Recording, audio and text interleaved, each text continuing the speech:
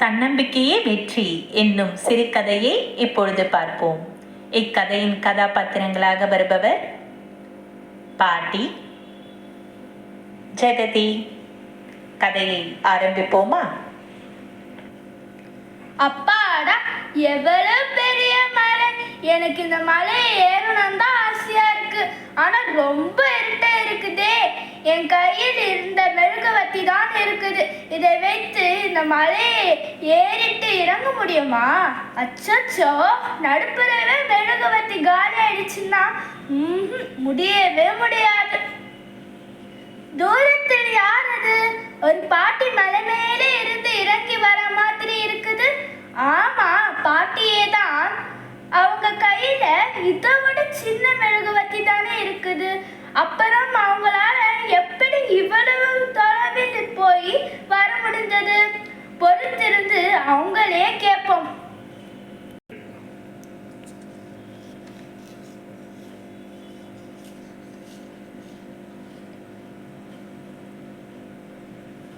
பாட்டி பாட்டி. என்னம்மா ஜெகதி? நீங்க எப்படி இவ்வளவு பெரிய மலையை இந்த சின்ன மெழுகுவத்தி வழியா பயன்படுத்தி போயிட்டு வந்தீங்க? என்கிட்ட இதை விட பெரிய மெழுகுவத்தி இருக்குது. இதை வைத்து என்னை சுத்தி 5 அடிகள் ஒளி தருது. உங்ககிட்ட இருக்க மெழுகோ 1 அடிக்கு தான் ஒளி தருது.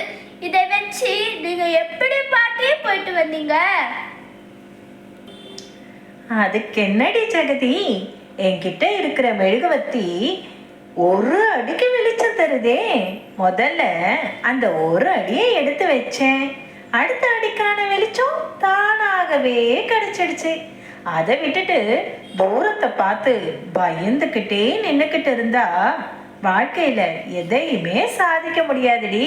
நின்ன இடத்துலயே நிக்க வேண்டியதுதான். சரிங்க பாட்டி, நீங்க சொன்ன மாதிரியே நானும் இந்த மலை மேல ஏறிட்டு வரேன். ஆம் குழந்தைகளே, நீங்களும் உங்கள் வாழ்க்கையில் எதை செய்யணும்னு நினைச்சாலும் தயங்காம பயப்படாம உங்களுடைய முதல் அடியை எடுத்து வையுங்க. அடுத்த அடிக்கான வெளிச்சம் தானாகவே கிடைக்கும். தைரியமும் உண்மையும் இருந்தா வாழ்க்கையில எதையுமே சாதிக்கலாம். நன்றி. நன்றி.